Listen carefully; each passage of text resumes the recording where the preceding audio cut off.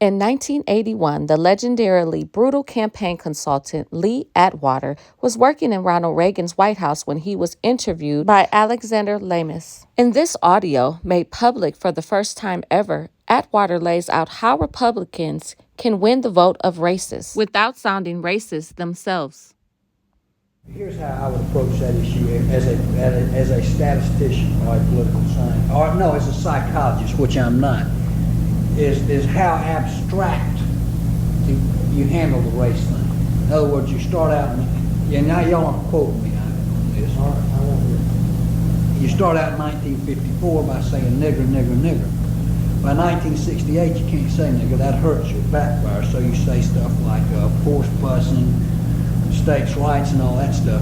And you're getting so abstract now. You're talking about cutting taxes. And all of these things you're talking about are totally economic things, and the byproduct of them is blacks get hurt worse than whites. And subconsciously, maybe that is part of it. I'm not saying that, but I'm saying that if it is getting that abstract and that coded, that we're doing away with the racial problem one way or the other. You follow me? Because obviously sitting around saying we want to cut taxes, we want to cut this, and we want is much more abstract than even the busing thing.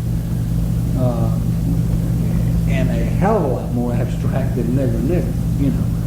So any way you look at it, race is coming on the back burner. Don't all these so-called states' rights and tax cuts sound familiar? As far as the abortion is concerned, it is now back with the states. The states are voting. In many cases, it's frankly a very liberal decision. In many cases, it's the opposite. But they're voting, and it's bringing it back to the vote of the people, which is what everybody wanted, including the founders, if they knew about this issue, which, frankly, they didn't.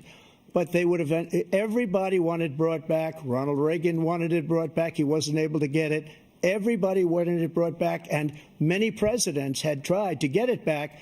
I was the one to do it. And again, this gives it the vote of the people, and that's where they wanted it. Every legal scholar wanted it that way. The idea that states are able to do this is a little like saying we're going to turn civil rights back to the states.